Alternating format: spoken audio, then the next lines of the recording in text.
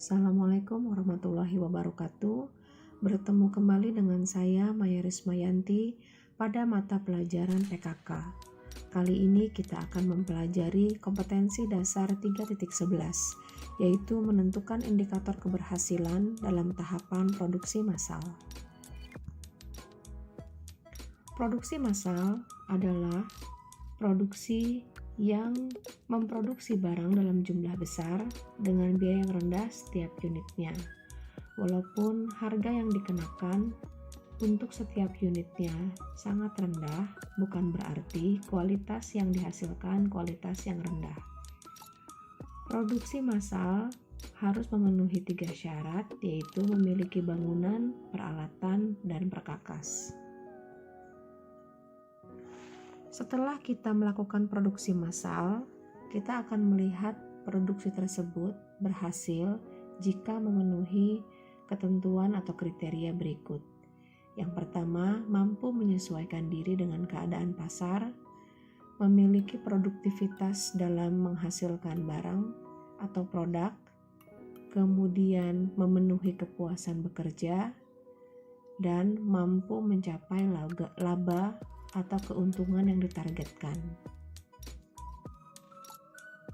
Proses produksi terdiri dari 2. Yang pertama, membuat barang atau produk dengan menggunakan mesin serta peralatan. Hal ini disebut dengan produksi. Yang kedua, membuat sarana produksi atau sistem produksi itu sendiri. Hal ini disebut dengan persiapan berproduksi.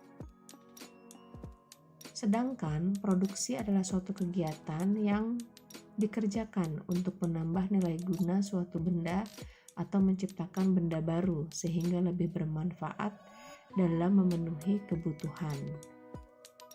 Nah, pada gambar di bawah penjelasan tadi terdapat sebuah proses kegiatan melakukan produksi.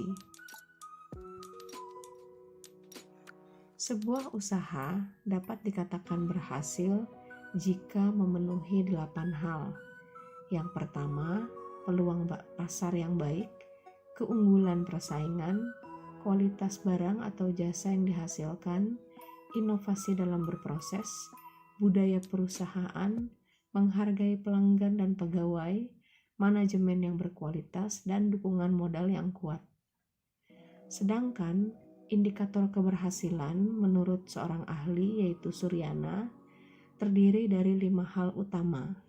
Yang pertama, modal. Jika modal dapat kembali dalam waktu yang ditargetkan, berarti hal tersebut merupakan sebuah keberhasilan. Kemudian pendapatan atau keuntungan. Jika sebuah perusahaan mentargetkan laba dalam satu periode tertentu dan itu mencapai target, maka itu dikatakan berhasil. Kemudian volume penjualan, berhasil memenuhi permintaan pasar dalam waktu yang sudah ditentukan. Lalu output produksi, barang atau produk yang dihasilkan memenuhi syarat kualitas pasar. Yang kelima, tenaga kerja yang dapat diandalkan dan juga tenaga kerja memiliki jaminan kesejahteraan. Indikator keberhasilan usaha menurut Dwi Rianti cukup signifikan untuk menentukan keberhasilan, dan itu dapat dilihat dari 1. Peningkatan dalam akumulasi modal. Jadi, mengalami perputaran modal secara signifikan dari satu periode ke periode tertentu. Jumlah produksi bertambah, jumlah pelanggan bertambah, perluasan usaha atau ekspansi usaha semakin meluas, lalu memperluas daerah pemasaran, memperbaiki sarana fisik, baik itu bangunan maupun perkakas atau peralatan yang sebelumnya digunakan, dan mendapatkan hasil usaha yang terus bertambah dan sesuai dengan target. Dimensi keberhasilan itu sudah dijelaskan pada slide berikut sebelumnya. Baik, untuk materi KD 3.11 Itu saja, silahkan disimak dan diselesaikan penugasan dari Ibu. Terima kasih. Wassalamualaikum warahmatullahi wabarakatuh.